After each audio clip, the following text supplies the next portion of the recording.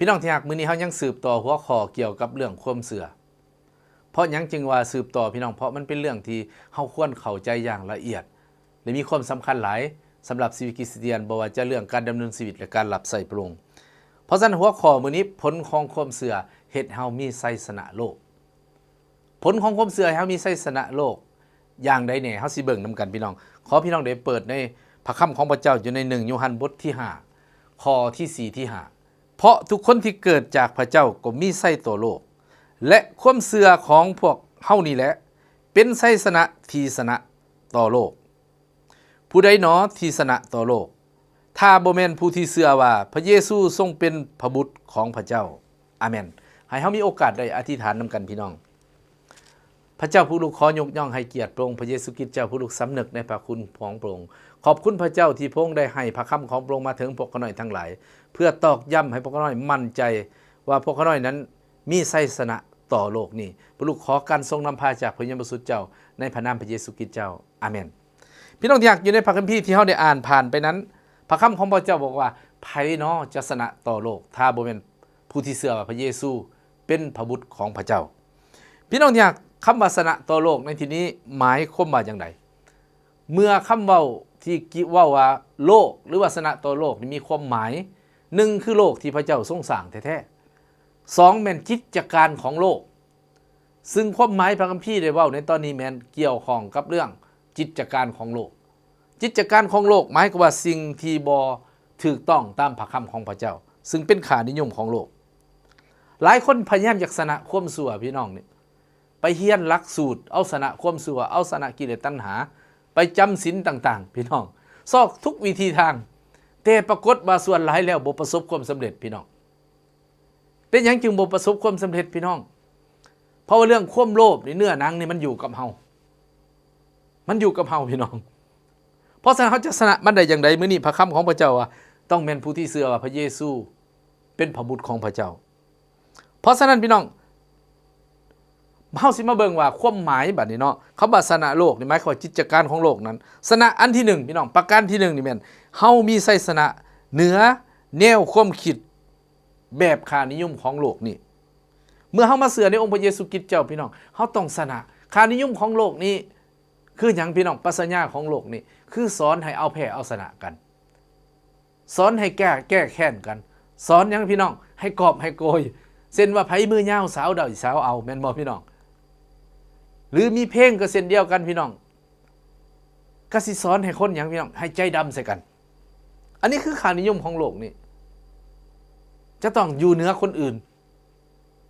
แต่พี่น้องพระคำของพระเจ้านี้จะสอนแตกต่างทั้งด้านความคิดนี่เป็นหยังพระเจ้าจึงอยากเอาชนะทั้งด้านความคิดเพราะว่าความคิดนี่เป็นจุดเริ่มต้นที่สำคัญที่จะเปลี่ยนแปลงคำเว้าและการกระทำของเฮาสารความคิดแบบโลกนี้เป็นแนวใดพี่น้อง1คือความคิดที่บ่ดีพี่น้องความคิดที่ขัดกับพระคำของพระเจ้าพระคัมภีร์ใส่คำว่าความคิดที่ดื้อดึงทุกประการที่ขัดขวางความจริงแห่งพระวจนะของพระเจ้าพี่น้องที่เฮาอาจจะมีประสบการณ์ในอดีตที่เฮาเคยคิดแล้วมันฝังหักอยู่ในใจในสมองของเฮา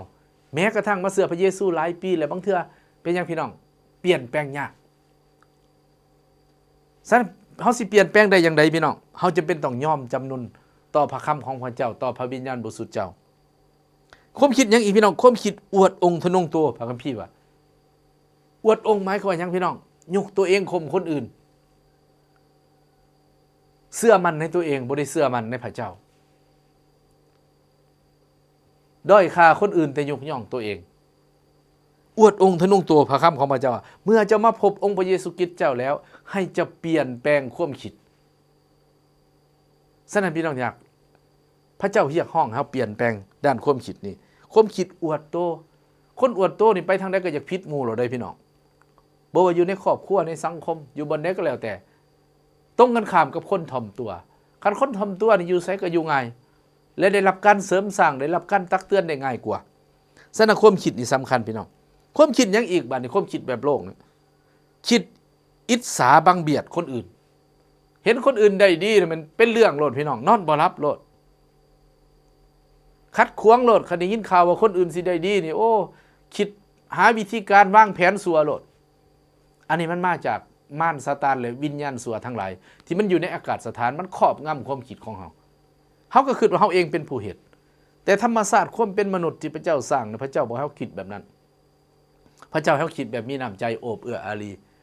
เสริมสร้างซึ่งกันและกันส่งเสริมซึ่งกันและกันฉะนั้นเขามีการความคิดอิจฉาบังเบียดเบียนกันอันนี้มันจึงเกิดข้อขัดแย้งในสังคมบ่อยากส่งอยากเสริมกันอยากเอาแต่ดีใส่ตัวเอาสัวใส่หมู่ฉะนั้นขอพระเจ้าช่วยข้าน้อยและท่านทั้งหลายพระเจ้าบ่พอพระทัยในสิ่งเหล่านี้เพราะฉะนั้นพี่น้องพระคำสุภาษิตบอกอยู่ในบทที่4ข้อ23พระบิดาบอกว่าจงระวังสิ่งเจ้าคิดในใจให้ดีเพราะว่าชีวิตของมนุษย์นี่เริ่มจากใจเพราะฉะนั้นพี่น้องหลายคนนี่ระวังศัตรูหลายคนนี่ระวังอย่างพี่น้องสิ่งเพื่อให้ต่างๆแต่สิ่งที่ควรระมัดระวังที่สุดในชีวิตของเฮานั้นคือใจของเฮาคันเฮาคิดบ่ดีนี่มันจะนำไปสู่การกระทำที่บ่ดีคำเว้าที่บ่ดีส่วนหลายคนไปหลักไปตัวไปเฮ็ดแนวบ่ดีต่างๆมันวางแผนเนี่ยมันคิดก่อนได้ก่อนมันสิเฮ็ดฉะนั้นความคิดของเฮานี่แหละระวังให้ดีซะก่อนเนาะถ้าความคิดดีมันจะไปสู่คำเว้าที่ดีและการกระทำที่ดีฉะนั้นอยู่ในพระคำของพระเจ้าเอเฟโซบทที่4ข้อ17 59ก็ได้สอนไว้พี่น้องพระคำของพระเจ้าว่าจะเว้าตัวต่อกันและกันให้คำเว้าของเจ้าเป็นประโยชน์แก่ผู้ที่ได้ยินและได้ฟังหลายต่อหลายครั้งเขาใส่คำเว้าอย่างพี่น้องคิดตัวหลอกลวงกันหลายต่อหลายครั้งเขาใส่คำเว้าพยายามดูถูกนินทากันเพราะฉะนั้นพี่น้องเนี่ยความคิดของเฮานี่เนาะต้องได้ระมัดระวังบัดนี้เฮาสิมาเบิ่งประการที่2พี่น้องสนะโลกหรือวิธีของโลกอันที่2ที่เฮาจะสนะนี่คือสนะทางด้านคำเว้าแบบโลกพี่น้อง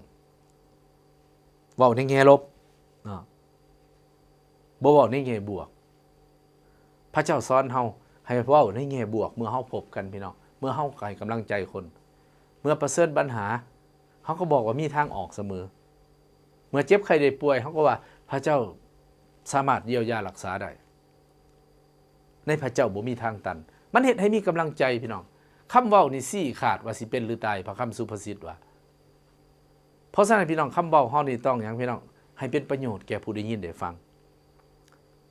คนที่เสียกำลังใจให้มีกำลังใจคนที่เบิดหวังให้มีความหวังเมื่อได้ฟังคำเว้าของเฮาฉะนั้นพี่น้องพระเจ้าว่าบ่ให้เว้าแบบนั้นบ่ให้เว้าใส่ร้ายไปสีกันพี่น้องหลายต่อหลายครั้งเนี่ยเฮาเว้าใส่ร้ายไปสีกันหลังจากคิดมันไปต่อใส่คำเว้าพี่น้องใส่ร้ายไปสีหมายความว่าหยังพี่น้องเรื่องบ่ได้ซ้ำนั้นภาษิตลาวเพิ่นว่าเรื่องบ่มีหาใส่ไม้บ่ใหญ่หาแถมเนาะประหับประหารใส่คำเว้าใส่กันโจมตีกันเนาะคนเฮานี่อยากได้ยินกำลังใจอยากได้ยินอันม่วนท่านพระเจ้าบอกให้เฮาสร้างสันติสุขนี่บ่เพียงแต่ไปเฮ็ดเด้อพี่น้องเว้านี่ก็เป็นส่วนหนึ่งแหละฉะนั้นคำเว้าของเฮานี่ต้องเป็นพรพี่น้องเป็นผ้าพรบ่ให้เป็นผ้าเพิงเนาะแต่ให้เป็นผ้าพรเนาะเว้าเนี่ยใดมันสิเกิดความสงบสุขเว้าเนี่ยใดมันสิเกิดความหวังเว้าเนี่ยใดมันสิเกิดความหักเนาะเพราะฉะนั้นพี่น้องอยากคำเว้าสำคัญหลายเนาะเพิ่นว่าบ่ให้เว้าใส่ร้ายไปสีกันเนาะเว้าแบบโลกอันใดต่ออีกพี่น้องเว้าบ่มีมูลความจริงบ่มีมูลความจริงเว้าแบบขี้ตัวหลอกลวงกันเนาะสร้างเรื่องสร้างเล่าขึ้นมาเพื่อเอาแพ้เอาชนะกันซึ่งผิดต่อน้ำพระทัยของพระเจ้าพี่น้องในฐานะเขาเป็นลูกของพระเจ้าเป็นคริสเตียนแท้ๆพระเจ้าก็ยังให้คนทั้งโลกเลยพี่น้องที่จะเว้าด้วยความจริงต่อกันเนาะเพราะฉะนั้นพี่น้องชีวิตของเขาสำคัญหลายเนาะด้านคำเว้าของเขาหลังจากแนวคิดมาแล้วแม่นคำเว้าพี่น้องต้องชนะคำเว้าแบบโลกให้ได้เนาะคำเว้าที่ขัดกับพระคำของพระเจ้าเฮาบ่เว้าพี่น้องเฮาหันมาเว้าความจริงต่อกันดีกว่าเว้าพระคำของพระเจ้านมัสการพระเจ้าเว้าข่าวประเสริฐอันนั้นเป็นสิ่งสำคัญพี่น้องฉะนั้นอยู่ในโกโลไซพี่น้องบทที่3อยู่ในข้อที่8หาข้อที่9เนาะก็ได้สั่งสอนเฮาเนาะบ่ให้เว้าในสิ่งที่บ่ดีและอยู่ในเอเฟโซบทที่4ข้อ25และข้อ29เช่นเดียวกันเนาะเพิ่นว่าให้เศร้าเว้าตัวเนาะให้คำเว้าเฮาเป็นประโยชน์แก่ผู้ได้ยินได้ฟังเฮาสิมาเบิ่งประการสุดท้ายพี่น้องประการสุดท้ายสนะโลกอันสุดท้ายนี่คือเอาสนะการกระทำแบบโลกพี่น้องความเชื่อเนี่ย มีผลเห็นเฮาเอาชนะการกระทำแบบโลกหลายคนพี่น้องมาเชื่อในองค์พระเยซูคริสต์เจ้าเห็นว่าการกระทำนี่มันมีการเปลี่ยนแปลงในทางที่ดีการกระทำที่ผิดต่อพระคำของพระเจ้าพี่น้องผิดต่อพระคำของพระเจ้าผิดแนวใดพี่น้องเส้นว่าไปหลักเนาะพระเจ้าบอกให้เป็นคนขี้หลักเลยพี่น้องแต่ให้เป็นคนดุมันคันถ้าเป็นคนดุมันนี่พระเจ้าอวยพรพระเจ้าพ่อพระทัยเนาะนับแต่อดีตจนถึงปัจจุบันพี่น้องสิเป็นชาวไร่ชาวนาถ้าดุมันตื่นดึกลุกเช้าเฮ็ดเวียกอย่างเต็มกำลังเฮ็ดเกษตรกรก็มีอยู่มีกินถ้าเป็นคนค้าขายก็ได้กำไรพี่น้องถ้าเป็นคนเฮี้ยนก็เฮี้ยนสูงมีความรู้ก็ได้เงินดีเนาะบ่แม่นสิไปสอบไปโกงไปเฮ็ดแนวผิดกฎหมายไปสร้างความสุขท่ามกลางความทุกข์ผู้อื่นจังซี่เนาะเพราะฉะนั้นพี่น้องการกระทำที่ผิดต่อกฎหมายนี้พระเจ้าก็บ่พอพระทัยเนาะพระเจ้าบ่พอพระทัยในฐานะที่เฮาเป็นคริสเตียนฉะนั้นอยู่ในพระคำของพระเจ้าพี่น้องอยู่ในเอเฟโซบทที่4ข้อที่28นี่บอกไว้อย่างชัดเจนว่าฝ่ายคนขี้ลักก็จะได้ลักต่อไปผ่านมาเฮาอาจจะเคยลักเป็ดลักไก่ลักงัวลักข้วยลักมักเพชรมักเขือเขาเจ้าบ่ลักหรือบางคนลักหดเงินพี่น้องเฮาจะต้องเป็นคนอย่างพี่น้องใส่มือหาเลี้ยงชีพด้วยความดุมันอดทนเนาะพระเจ้าพ่อพระทัยและพระเจ้าอวยพรชีวิตของโยเซฟพี่น้องในพระคำของพระเจ้าพระคัมภีร์เดิมปฐมกาลบทที่39ข้อ2หาข้อ4ว่าพระเจ้าอวยพรทุกสิ่งที่โยเซฟเฮ็ดขอบคุณพระเจ้าพี่น้องอย่างเพราะฉะนั้นการกระทำที่ชั่วร้ายพี่น้องการกระทำชั่วร้ายเช่นว่าไปฆ่าคนไปเฮ็ดแนวบ่ดีไปต่อยไปตีเขาเนาะไปเฮ็ดแนวบ่ถูกต้องพี่น้องเขาอยู่ดีๆก็ไปทำร้ายเขาอันนี้พระเจ้าบ่พอพระทัยอันนี้พี่น้องเขาจะต้องได้ใส่ผิดต่อพระคำของพระเจ้าแน่นอนเนาะพระเจ้าจะบ่ปล่อยเฮาลอยนวลผิดต่อกฎหมายบ้านเมืองแน่นอนเจ้าหน้าที่ก็ต้องเฮาเอาไปใส่คุกเนาะเพราะฉะนั้นพี่น้องทุกอย่างอันนี้แหละคือความบาปคือมารซาตานคือกิจการของโลกมันอยู่เบื้องในซึ่งมีมารซาตานกระทำการมันเป็นวิญญาณเฮาบ่รู้จักพี่น้องคนเฮาธรรมดาต้องมีสติสัมปชัญญะสามารถครอบคุมฮู้ชั่วฮู้ดีมีเหตุมีผลแต่ลังเทื่อเฮ็ดหยังไปโดยบ่มีเหตุผลย้อนหยังย้อนมันอยู่เบื้องหลังมันเฮ็ดเฮามีความโลภถ้าบ่ได้ตามใจแล้วก็เฮ็ดไปแนวใหม่เพราะฉะนั้นพี่น้องทุกอย่างอยู่ในพระคำของพระเจ้าได้สอนเนาะอยู่ในพระธรรมโรมบทที่12ข้อที่17หาข้อ21ก็เว้าเช่นเดียวกันอย่าให้ความชั่วชนะเจ้าแต่จงชนะความชั่วโดยความดีฉะนั้นพี่น้องผลของความชั่วนี่จะเฮ็ดให้เฮาชนะกิจการของโลกเนื้อหนังที่มันอยู่กับเฮานี่ด้วยฤทธิ์อำนาจแห่งพระวิญญาณบริสุทธิ์ของพระองค์ด้วยพระคำของพระองค์โรมบทที่13ข้อที่1ถึงข้อที่3ก็บอกเฮาว่าเฮาต้องเชื่อฟังกฎหมายบ้านเมืองอยู่ใต้อำนาจการปกครองเนาะด้วยความถ่อมใจให้เกียรติพี่น้องทั้งหลายชนะโลกความหมายอันที่1คือชนะทางด้านความคิดบ่คิดแบบโลกชนะทางด้านคำเว้าบ่เว้าแบบโลกและชนะทางด้านการกระทำบ่กระทำแบบโลกพี่น้องแต่เฮ็ดตามพระคำของพระองค์พี่น้องทั้งหลายตลอดเวลาที่ผ่านมาชีวิตของเฮาได้ชนะแล้วบ่หรือยังถ้าบ่ชนะขอให้มีความเชื่อและไว้วางใจพระองค์และร่วมมือกับพระวิญญาณบริสุทธิ์เจ้าและเฮาจะมีชัยชนะในการดำเนินชีวิตเฮาสิอธิษฐานนำกัน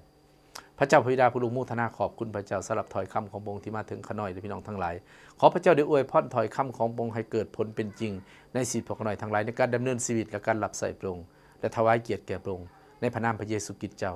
อาเมนอาเมนขอพระเจ้าอวยพรพี่น้องทุกท่านแล้วพบกันใหม่